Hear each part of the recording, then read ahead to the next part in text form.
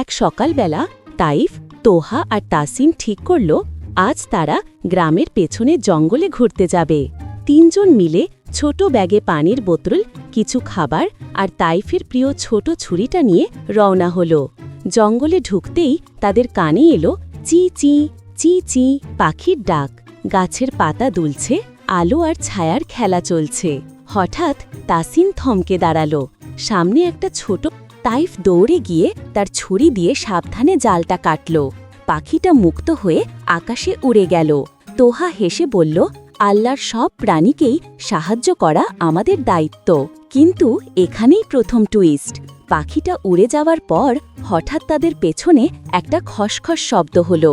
তারা ঘুরে দেখল এক বুড়ো লোক, মাথায় পুরনো টুপি, হাতে লাঠি, চোখে অদ্ভুত এক দীপ্তি। তোমরা পাখিটাকে বাঁচিয়েছ, কিন্তু ওই পাখি সাধারণ নয়, ওটা জঙ্গলের রক্ষকের পাখি। এখন তোমাদের একটা পরীক্ষা দিতে হবে। তিনজন অবাক হয়ে তাকালো।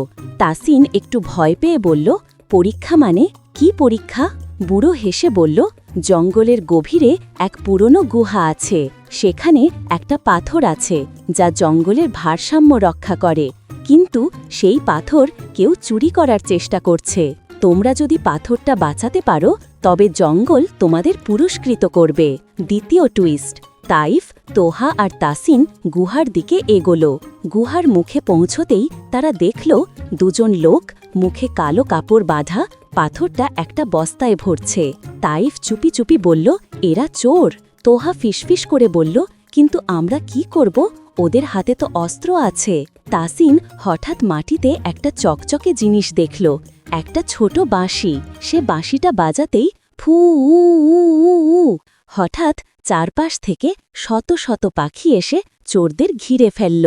চোর দুজন ভয় পেয়ে পাথর ফেলে পালিয়ে গেল। পাথরটা সুরক্ষিত হল।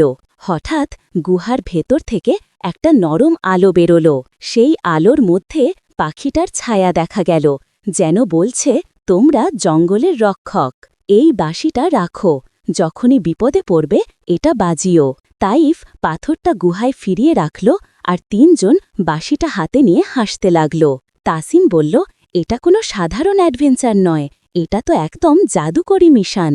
সূর্যাস্তের সময় তারা ফিরে এলো বুড়ো লোকটার কথা আর সেই বাঁশিটা মনে রেখে। তাইফ আসতে বলল, অন্যকে সাহায্য করলে শুধু আনন্দই পাওয়া যায় না, জঙ্গলের গোপন রহস্যও খুলে যায়। তাইফের পরের গল্প মিস করো না, সাবস্ক্রাইব করো এখনই।